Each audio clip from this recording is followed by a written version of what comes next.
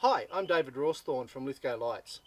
In this video I hope to explain a little about how the light display is put together, where items are placed in the yard, and basically how it all works.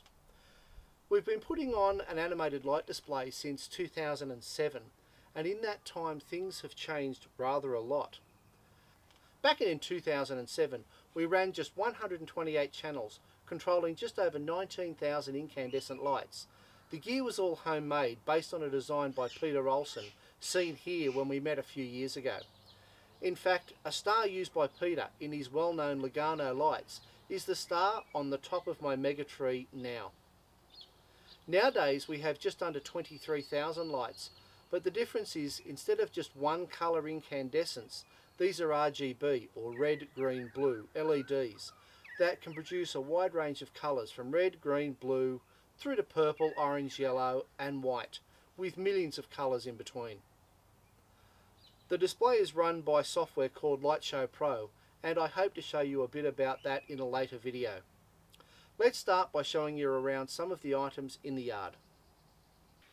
This is the controller for my balls. No, seriously, it is. These balls were made back in 2011 and were based on one by Colin Cooley. Homemade from fiberglass, these contain 84 individual RGB LEDs and literally took a few days each to produce. The controller box has two of the 27 channel controllers from Raywu and a single 250 watt 5 volt power supply. Up until last year the balls were hung in a tree, but the severe snow in late 2014 caused the large tree that was located here to be severely damaged, and it was not safe to leave it. This year I simply hung the balls on a piece of rope between the house and the fence, but next year I'll plan for something a bit better. These floodlights are some of the oldest items in the display, with most of them dating from 2009. They are controlled by a small 3-channel DMX controller on the back of the LED board. Each has 162 LEDs, 54 each of red, green and blue. They are housed in a modified 240 volt 500 watt floodlight case, and the glass is roughed up to help disperse the light a bit. Here you can see an image of the 3-channel controller used on the back of the boards. Designed by John Wilson in Melbourne, they are a design and code based on an even older Jack Pixel design, seen here. It was not that many years ago I actually used these Jack Pixels in my display. The 24 volt floodlight boards were also designed by John, and you can see both an empty and populated board here.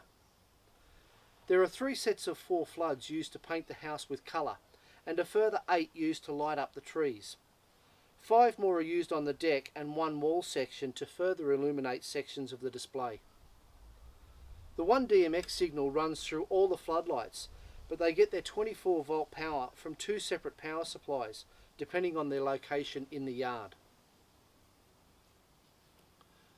The Megatree has not really changed for the last couple of years, with the exception of the controller.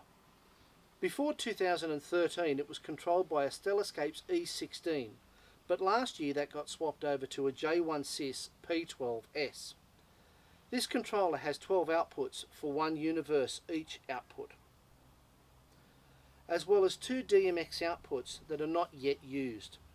In 2015 I plan on running some of the yard items from this DMX supply, but this year it remains unused. The Megatree has 1,344 LEDs, with 32 rows of 42 LEDs, and is topped with the star sourced from Peter Olsen. Next year the star will get an upgrade to 5 volt pixels, and one of the Tune 2 signs on the house will be moved to near here and driven from the P12S as well. But I may need to upgrade the 250 watt power supply for the additional load. No real change for the rose garden this year either.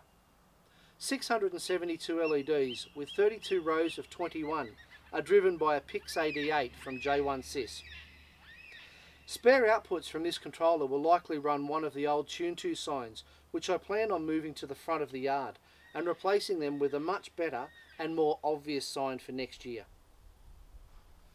This is the second of 2 large boxes used in the display. This box gets its DMX signal from the one in the corner of the house and contains a 5 volt power supply to drive the house outlines at this end of the house via a Raywu 27 channel controller.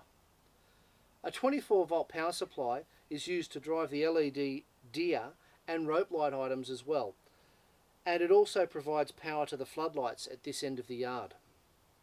The box also contains a small 12 volt supply which is currently unused.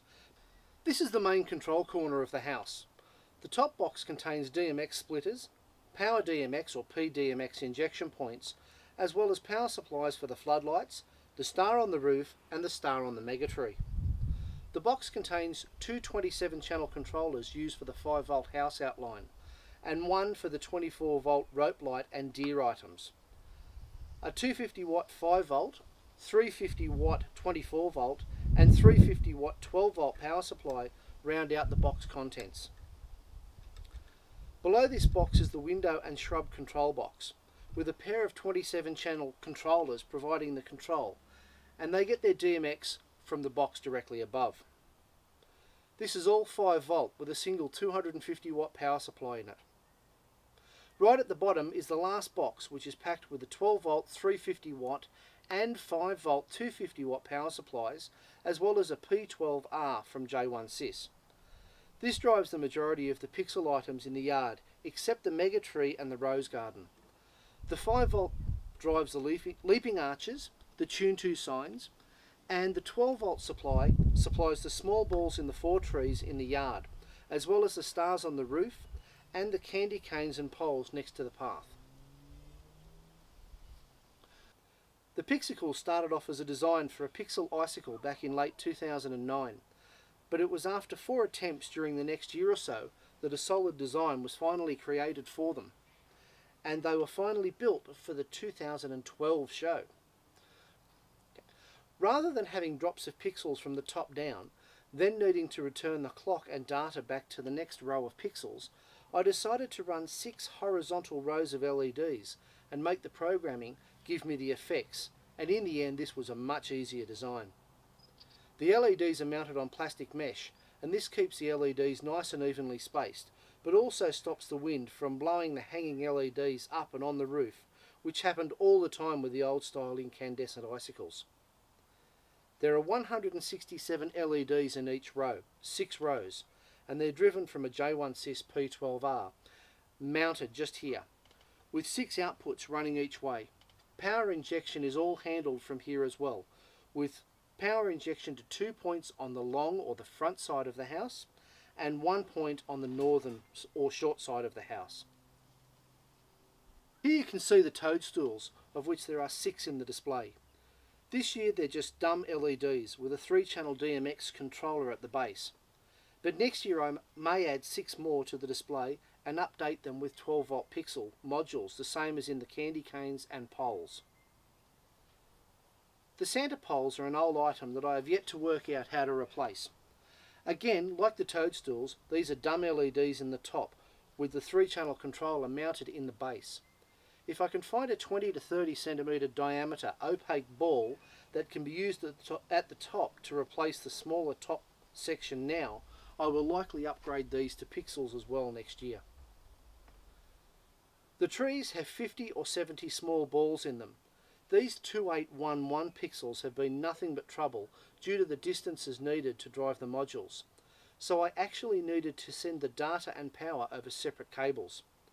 The power is supplied by 4-wire alarm cable, and the data and an earth go over one of the twisted pairs in a Cat5 cable. This was the only way to reliably get the data, the 6 meters or so, to the trees. I also find the balls are notoriously prone to filling up with water, and even though I have carefully sealed them, I still get water in a few each year. And with this year being so wet, I've had to repair quite a few. Here is the small module located inside each ball. 12 volt 2811 pixels, but with the LEDs only on one side. This does mean the ball has a light and a dark side, as shown here, but in reality 99% of the people will simply never notice the difference. The LED matrix, built in 2012, has been up for the last 3 seasons and replaced a much older Ledtrix built in 2008 and expanded again in 2009. And as you can see here, the old Ledtrix was a huge matrix with 3072 red LEDs. The new matrix contains just 2080 RGB LEDs, but is a lot more versatile and can be used for animation as well as text. Driven by a pair of P2s and a pair of 250 watt 5 volt power supplies, the screen is a rather complex piece of work, but as shown here, the graphics it can do can really help to add to the song. I normally stay away from patterns and mostly rely on text and graphics, and it is my largest Tune 2 sign on the house, but people still manage to miss it. The Bethlehem Star on the house was damaged last year and was not going to be put up at all this year, but I decided to add it back at the last minute. Driven by a P2 controller mounted on the back and supplied from 5 volts from back down at the front of the house, the Star contains 168 5 volt LEDs. On the house I also have 6 singing faces. Each singing face contains a 27 channel Raywu controller mounted on the back, as you can see here in the black pipe. It uses all but 3 channels of that particular controller, and power supply is from one central point located under the eave of the house.